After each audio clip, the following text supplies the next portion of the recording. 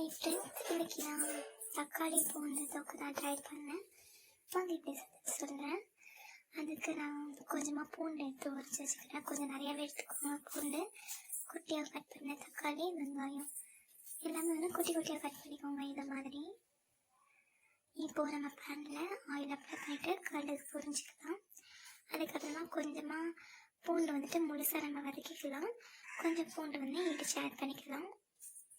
பூண்டு வந்துட்டு நல்லா கோல்டன் ப்ரௌன் கலரில் வர வரைக்கும் நல்லா வதக்கிக்கணும். ஆக்சுவலி இதுக்கு நீங்கள் நல்லெண்ணெய் யூஸ் பண்ணுங்க, அப்போ தான் நல்லாவே இருக்கும்.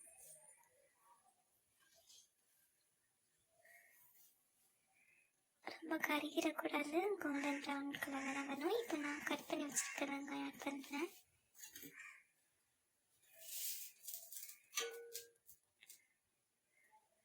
பண்ணிவிட்டு இப்போ நல்லாவே வதக்கிக்கலாம். அது கூடவே சேர்த்து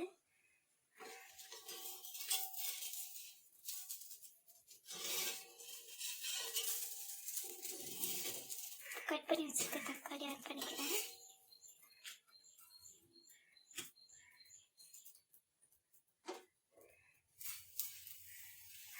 ஆட் பண்ணி நல்லா வதக்கிக்கலாம். இப்போ தேவையான நல்லா உப்பு சேர்த்துக்கிறேன்.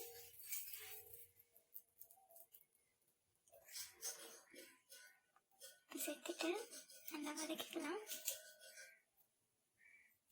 இப்போ அது கூடவே கொஞ்சமாக மஞ்சள் பொடி ஆட் பண்ணிக்கிறேன்.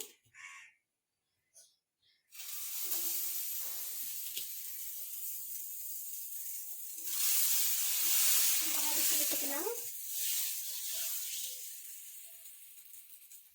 கூட நம்ம ஒரு கொத்து கருவேப்பிலை ஆட் பண்ணிக்கிறேன்.